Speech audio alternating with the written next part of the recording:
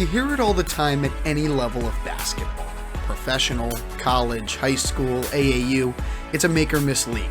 On Saturday against Miami, Syracuse was hitting. J.J. Starling and Chris Bell combined for 10 made threes, but the biggest of the day came from Quadir Copeland. 6, 5, 4, Mintz, 2, Copeland, left wing 3, it's good! Quadir Copeland wins the game for Syracuse! 72-69, the Orange have won it! Over the weekend, everything was going in from behind the arc. But on Tuesday night against Florida State, it was the opposite. Syracuse shot 1 of 14 from three-point range in a 16-point home loss to FSU, the Orange's first defeat outside of Quad 1 this season. How they respond will be their most interesting test yet, and Saturday night's game against NC State could very well determine if this team has tournament potential or will miss the dance for the third year in a row. We'll break it all down on Cuse Countdown, right here on CitrusTV.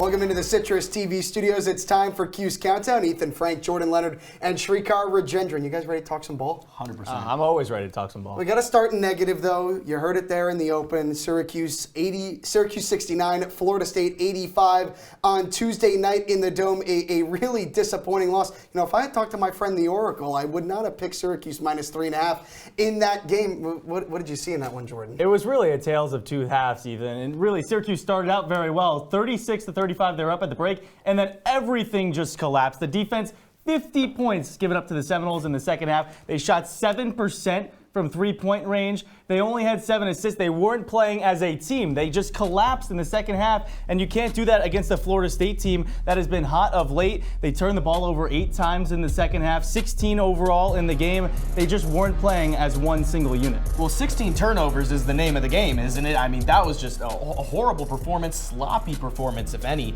Judah Mintz, the only source of production with 28 points. And Jordan, I don't know if you caught a little bit of wind of this, but it just felt like there were weird vibes around this game. J.J. Starling wasn't making shots that he normally should make. Benny Williams couldn't even make a putback. Like, everything was not going in the Cuse's favor in this one, and ultimately they got steamrolled. Yeah, and this is the first time this season at home that something like this really happened to Syracuse. Hadn't lost on Jim Boeheim court yet this year. So when you look at this game as a whole, were you surprised by this outcome? No, I'm not at all surprised, and it also comes down to what Jordan was alluding to before with the defense in the second half. When you give up 50 points and you're turning the ball over, it's not always going to be a recipe for success. It's going to be a recipe for disaster, and that's ultimately what did the Orange in. Yeah, I was kind of surprised that Syracuse defense had been playing well all season long. They were in the top 50 in KenPom and defensive efficiency, but they gave up 50 points, and they were not playing as one unit. Yeah, so we'll see how the Orange respond against NC State. But sticking with this Florida State topic, you guys were pretty critical of that offense. So was Adrian Autry after the game. We couldn't get anything out of offense. This was the worst it was the whole year. We just couldn't get the ball to move. And it was obviously the way Florida State plays. So it was tough. I mean, Judah had the ball a lot, and that wasn't the plan, but it just happened to be that way. We just didn't do a good job offensively. They came in and just took us out of anything that we tried. So what I keep coming back to after hearing Adrian Autry say that is there really any consistency with this team? I mean, good against Pittsburgh, good against Miami, bad against Florida State. You go back to the North Carolina game, bad in that game. Is there any consistency here, Srikar? Not at all. I mean, you go 1 for 14 from 3 in this game. How am I expected to put any confidence in this team from behind the line? And I mean, it's as easy as hitting your shots because SU was getting some open looks, Jordan, so you just got to hit your shots. But even beyond the actual shooting, I think the free throw line was a big problem too. You go 22 of 33, that's 11 points you're tacking off the board. I mean, that is a critical mistake and error. Yeah, I mean, after the Florida State game, that's now 9 of 19 games SU has shot under 30% from downtown. And you look at their best three-point shooter in Chris Bell, 35% on the season, but 65% of his threes come in 6 of the 19 games this year. Very streaky shooter. 4 players are below 30%. They haven't been able to sustain it all season long. It's been up and down. They shot well against Miami, then they don't shoot well against Florida State. It's been the story of the season so far. So another thing that's been plaguing this offense, you heard Adrian Autry you talk about Judah Mintz having to have the ball a lot, and that means, things aren't going very fluid, there's not really a rhythm, and that's where the turnovers start to creep in. How big of an issue are these turnovers, Jordan? The turnovers are crucial because when you're not shooting consistently, then you can't turn the ball over because you need as many possessions as you can get. If you're not making shots, you need to shoot the ball more, get into a rhythm, and again, you just can't turn the ball over because they're not resulting in points. That's the end of the day. They only resulted in 12 points against Florida State, but also Syracuse, when they lose the turnover margin, 0-4. When they win the turnover margin, 13-2. They need to capitalize and get as many offensive possessions as they can get. Well, I think it's just been really bad mental errors, if anything. I look back at this Florida State game. One play that really stuck out to me was the 10-second violation in the first half. How does that happen? That shouldn't be happening when you're playing in a must-win game against a really good team, for that matter. I mean, it's just mental errors at the end of the day. So when you go into this game against NC State, you got to stay sharp, stay focused, and maybe you'll have a better outcome. You mentioned must win. It feels like pretty much every game at this point is must win for Syracuse. In a down year for the ACC, which we're going to talk about a little bit later, it feels like you kind of have to get all of these. These are losses to Florida State that hurt you more than it would help you to even win the game. And when you look at Judah Mintz, what is the best way for him to play for this team to be successful, Srikar? Ethan, I think it's really interesting with Judah Mintz, and I think it's a fascinating, player profile because what he's been asked to do all year is, well, not necessarily what he's been asked to do, but what he's been doing all year has been playing hero ball, Jordan. And I think sometimes it's worked out, sometimes it hasn't. And then during this middle part of the year, he's been asked to be a facilitator. So I think, he's only 5 points off his career high of 33, shoots over 60% of the field. He's a little bit more efficient, and that's because he's trying to find that balance between being a facilitator and making plays on his own. So if he can strike that balance going forward down the stretch, I think he could be a big player for the Orange. I think Judah is really one of the hardest players to evaluate on this team because he's going to get points every single game, but the way he needs to help the team win is by getting those assists. You look at the Miami game, 13 assists, one of Syracuse's best shooting performances on the year. It's because he was sharing the ball, driving into the lane, getting it out to his shooters. If he's not doing that and just scoring, that's not going to help Syracuse win these games like NC State on Saturday. And you do have to give a lot of credit to Florida State, which is one of the best teams in the entire conference at forcing turnovers and forcing difficult shots, which it did against Syracuse. All right, let's move on and focus on Syracuse's next opponent. That's NC State. We've alluded to them already. We're getting ready to learn about the Wolfpack right here on Cuse Countdown.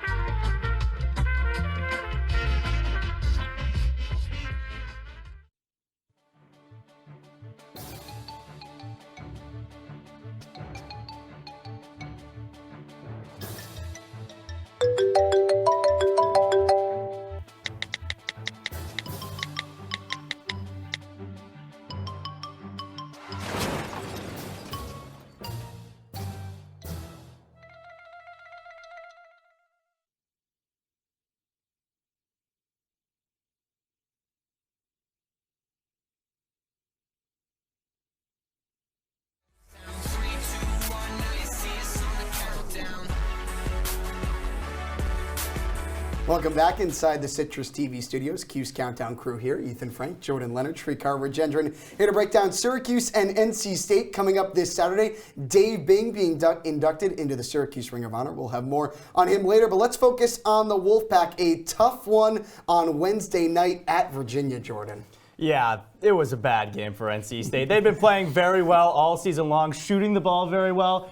35% from the field, under 30% from three-point line. But that's what Virginia's defense does. I mean, we saw it earlier this year when Syracuse was playing Virginia. They play stingy defense, so I wasn't necessarily shocked with the outcome and the score, but they got out-rebounded by 22, and they're a big team. They got DJ Burns, 275 pounds. I mean, that was very shocking to me, but just the overall poor performance for NC State. I'm with you, Jordan. I think it was an extremely defensive battle. It's not often you see games really just end in the 50s, especially when it goes to OT as well. But Virginia did win the board battle 54-32 with essentially no big guys. So I thought that was a really interesting factoid from the game. And NC State also just played much better defense against UVA compared to when SU played them. And you can see it right there, 59-53. Both teams shoot under 40% from the field. Overall, big defensive battle. So Syracuse will have a motivated NC State team coming into the Dome after losing to Virginia Tech last weekend, and then Virginia in the middle of the week. Its head coach is Kevin Keatts. He's been at NC State for a little while now, nearing a decade, and I just keep coming back to the same thing. Is this guy a good coach? You know, you hear the buzzwords when it comes to coaches, program, culture, all those things. Is he building that, Srikar? Has he built it? Look, I mean, a culture, yes, but here's the thing with Kevin Keatts. I mean, he's good enough to get you to the tournament. Is he good enough to make a run, win you some games? No, and it's simply because he hasn't proven that at all so far. I mean, you can take him so far, but you can't win. I think he's a good coach. I can't go out and say he's a great coach. Yeah, he's right in that middle of the pack. He's above 500, makes 2 NCAA tournaments, but can't get that win in the first round. He gets the 2 NITs, gets to the quarterfinals, but I mean, the NIT is not the goal. The NCAA tournament and NCAA tournament success is the goal. He's just not getting it done on a high level that, you know, you're used to seeing in an ACC conference. Yeah, and especially when you look at the two teams that are in the same area as North Carolina State, Duke and North Carolina, perennial title contenders, and especially when you look at the Tar Heels, 2 of the best teams in the country this season. So you look at the best players for Kevin Keatts' team, and that's a couple of DJs, DJ Burns and DJ Horn. Jordan, what stands out about these guys that makes them so hard to defend? Well, both DJs are chopping up some tunes down there with the Wolfpack. DJ Horn leading the way with leading them in scoring. He's the next coming of to Quavion Smith from last year. Shoots very well from 3, over 40%, almost 18 points per game. And then DJ Burns, I mean, that is just a big human being. He shifts his weight down there like nobody can, and he's very agile at doing that. He's got a nice sky hook. We saw it last year against Jesse Edwards, was very lethal. He's one to watch out for especially. Well, I mean, DJ Horn can shoot, so you got to watch out for him on the perimeter. He does have a tendency to shoot through too many threes, so you always got to try to contest. I mean, he can shoot. He has a nice, good bag of handles, especially his step back, I think can be pretty lethal. But DJ Burns, oh my goodness. I mean, he is just going to body anyone that SU tries to throw on him. 6'9", 275 just speaks for itself. So I think, you know, the SU has their hands full when they're going up against both of these guys. You mentioned Burns' size, and that's going to be really important in this game because when Syracuse rebounds the ball well, it wins. How important, Srikar, is the size battle going to be coming up on Saturday? Well, Ethan, it's everything, right? I mean, when you go into this game and you're looking at a guy like DJ Burns, this is the one major area of mismatch. I mean, it's going to be big size against someone like a, you know, Malik Brown or a Munir Hema who can maybe get the job done, but ultimately, I don't know if they're going to be playing physical enough. So if SU can match NC State's physicality, then I think they stand a good chance at jumping out in front, taking a big lead. And if Virginia can out-rebound NC State, I think that SU can as well. You know, I mentioned the turnover margin earlier in the show. SU is 9-2 when they win the rebounding battle, 3-4 when they don't. You look at DJ Burns, we talked about it, 275 pounds, throwing his weight around. This is where you really miss Naheem McLeod because he's that big body that can go against them. Malik Brown, 50 pounds lighter than DJ Burns. That's a scary stat right there. Sounds like Malik Brown could use a few more McNuggets on that body and really beef himself up as Syracuse heads into conference play against big bodies like Armando Bacot coming up for North Carolina. Still a lot more to come here on Cuse Countdown. We're headed into the classroom. These two guys are going to put their academic caps on and do some grading of Syracuse's first part of the schedule. All that and more. Stick right here on Citrus TV.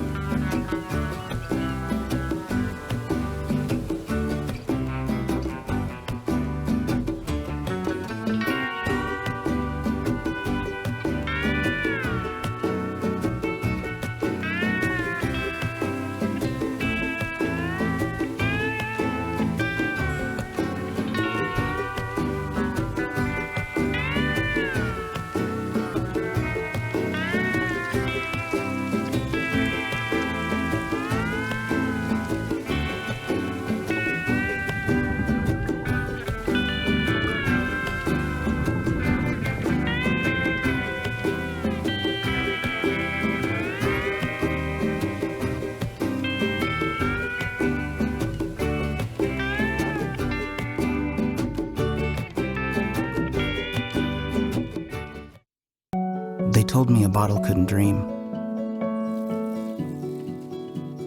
That I would never become a superhero.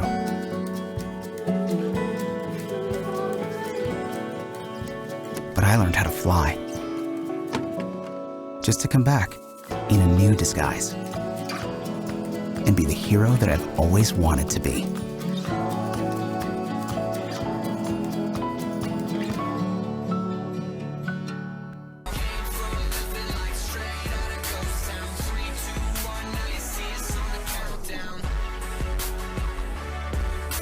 Welcome back to Cuse Countdown. I'm Professor Frank. These are my students, Jordan, Leonard, and Srikar, Rajendran, getting set to enter the countdown classroom here on CC. It's a really exciting time for Syracuse basketball. We're probably, about 2/3 of the way through the season, guys? So it's time to hand out some grades. Let's start with Syracuse's bench. It's been an interesting unit throughout the year. You have guys in the lineup, have guys out of the lineup, you got suspensions, injuries, whatnot. Jordan, what do you make of the bench so far? The bench early in the year was really good, but at this point, I'm going to have to give them a B- because you can't include Malik Brown in that bench anymore. He's the starting center. So you take away his production, then it's just Quadir Copeland, which he had 22 points against Pitt, but in the last 6 games, only 2 double-figure points totals.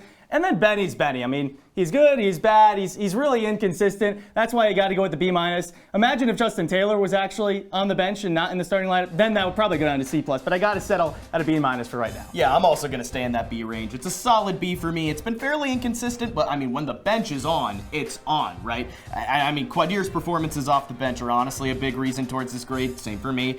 Benny is coming to his own, though. Kyle Cuff has been key in a few spots, so overall, I don't think it's been too shabby from the bench, but pretty inconsistent still. Yeah, I would give it an A+ because, Quadir Copeland took my class last semester. Why do you think he's performing so well this year? Because obviously I'm a great professor. All right, let's move on to the defense. Obviously the big question coming into the year was man versus zone. Jim Boeheim, the coach for 47 years.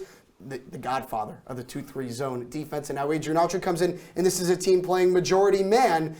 A majority man, and when they've gone to zone, especially against Florida State on Tuesday, have really struggled. Srikar, what do you think of this defense? I mean, I'm going to have to go in that C range, kind of no man's land. This is where no one wants to be if you're in school. Because here's the thing. I mean, it's been downright awful against legit ACC teams. And the one game that I look at is that Duke game. And I treat that Duke game like an exam. Multiple choice part. The first half, great, okay? That is the best I've seen this defense play all year, Jordan. But then that second half, when you get into the short answer and you really got to think on the spot, that's where SU folded, and that's where this grade is going to dip. So overall, not very good. I can't trust this defense in big spots against good teams. I like the classroom analogy. I'm going to give them a B+ because it's their first year in the man-to-man, and they're already in the top 35 in defensive efficiency on KenPom. That's like if you study for a test for maybe 2 hours beforehand and then nothing else, and you just go in and take that test. They've been doing very good. Their rotations are pretty solid. Yes, they gave up 50 points to Florida State in the second half, but they're 4th in the ACC in defense from the three-point line, and they've been doing a great job in the first season of really, truly running that man-to-man. Are you saying Syracuse been cramming, Jordan? Is that what you're saying? They have been cramming to study for this, and now you can see they're progressively getting better. I don't want my over the students season. cramming. I don't want them cramming. Well, it was forced. It was a forced cram. It was a forced. They were busy. They were busy. Okay, so I really can't say I agree with your grading system here, Srikar. Jordan mentioned the KenPom numbers. That's the most reliable analytics site when it comes to college basketball. To be in the top 35 in your first season, numbers are numbers. Okay. You know what they say? Men lie, women lie. Numbers don't. Okay, they don't lie, but the game tape also doesn't lie. And when you look at these teams, and when you look at who they're facing, these good, solid ACC I got a question teams, for they're you. folding. So I got a question for you. He doesn't like math. If Syracuse's defense is 33rd on KenPom and they get a C+, what is the offense for being 150th on KenPom? Lower than that in my book, okay? The numbers are only going to take that down. I think that's where I stand with that. You know, in high school, there was nothing below a C. It was just a straight F, and that's probably what the offense You had gets. nothing below a C? Nothing below a C. Maybe that's why I was such a good student. Yeah, this guy, they're cheating the system for him.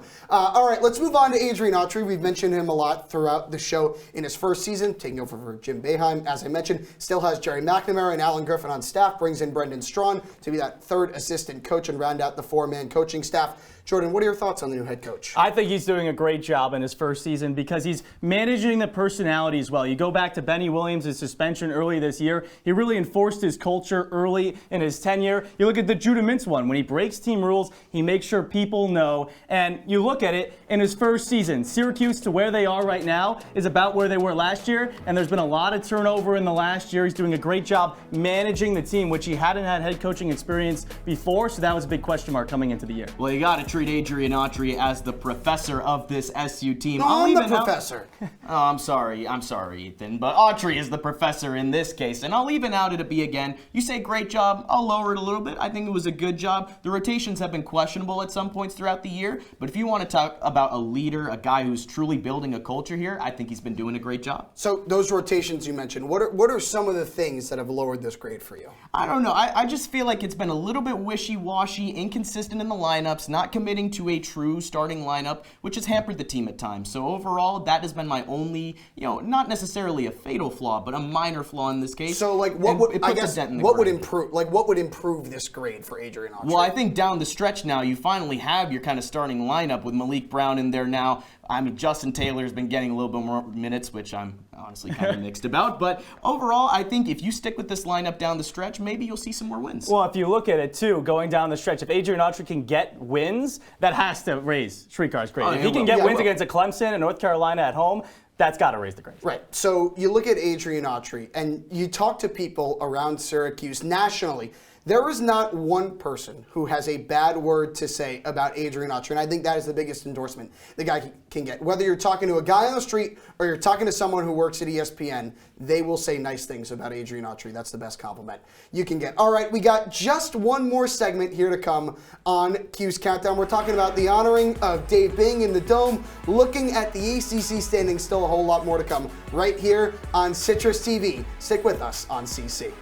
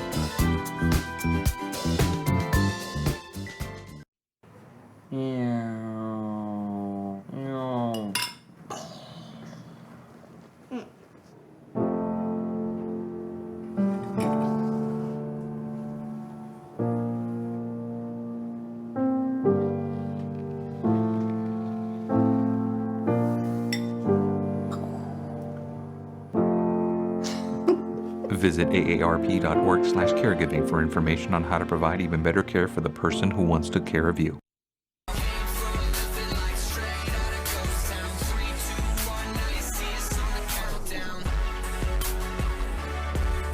For the final time, welcome back into the Citrus TV studios. We're here on Cuse Countdown. I'm Ethan Frank. That's Jordan Leonard. That's Srikar Rajendran, breaking down Syracuse and NC State coming up on Saturday in the Dome. And the big news about this game announced before the season was that Dave Bing, arguably, if yes, Jim Boeheim, definitely, the best player to ever play at Syracuse, played in the 1960s, will be entering the Ring of Honor. Not a lot of people in the Ring of Honor inside the Dome. You think about Jim Boeheim, Pearl Washington, Jim Brown, Ernie Davis, Floyd Little, Roy Simmons Jr. I mean, these are some pretty legendary names, guys. They are, and that's what makes him very legendary. By going into the Ring of Honor, he shows he's one of the best players in Syracuse history. Srikar, he scored 28 points per game on a team where Syracuse averaged 99 points per game back in the day. He is one of the best players in Syracuse history. He's both in the Naismith Hall of Fame and the NBA Hall of Fame. He was on the 75th anniversary team for the NBA. This guy was an absolute living legend. Well, you mentioned it. He led the team in scoring for 3 years, obviously in the favor of Jim Boeheim, his roommate.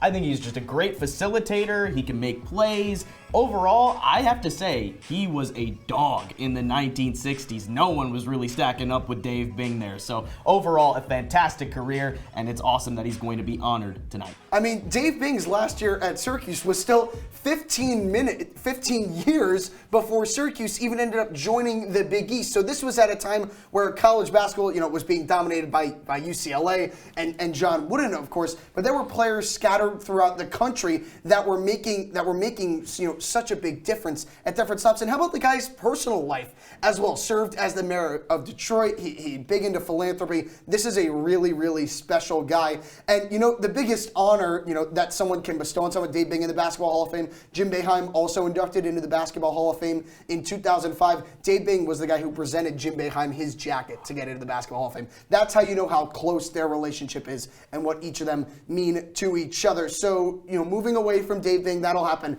at halftime. It will be really exciting for the fans and everyone inside the dome. But the action on the court will be really, really important as well, because if Syracuse is to win this game, it improves over 500 in the ACC standings. A loss would be pretty detrimental to the tournament hopes, Srikar.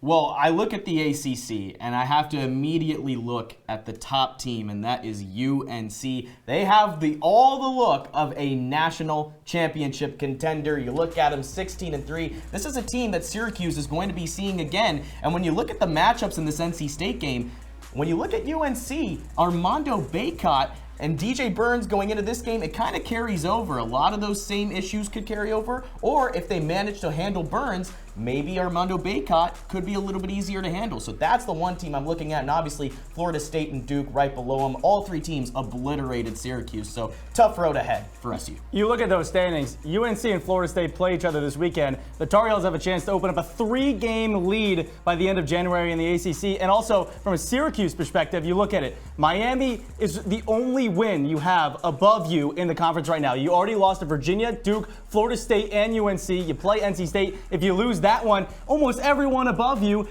you lost to, and you lose the tiebreaker. You cannot lose this game if you're Syracuse to NC State, because you got to have wins against top teams in the conference. And if you look at brackets right now, there are only 3 teams projected to be in the NCAA tournament. That's North Carolina, Duke, and Clemson, which had a really good non-conference, but hasn't had as good of a conference schedule. Syracuse still to play the Tigers twice, and those are going to be really important games. Yeah, I mean, you look at that game, Syracuse needs to get quality wins. They have one quad win against Pittsburgh, and Pittsburgh beating Duke helps that, but you got to get consistent quality wins to get to the tournament. That's what they're looking for. And even if you look at that last Florida State game, even if SU had won it, it wouldn't have been a quote-unquote quality win because of where FSU is in the net ranking. So I'm 100% with you, Jordan. I think you really need to rack up these good wins to improve your standing within the NCAA. Syracuse outside of the top 80 in the net right now, not conducive to an NCAA tournament team. Need to get a big win against NC State on Saturday.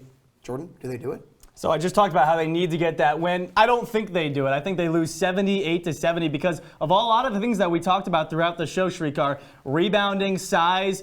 DJ Burns, a big guy to deal with down low for Malik Brown, and the turnover margin.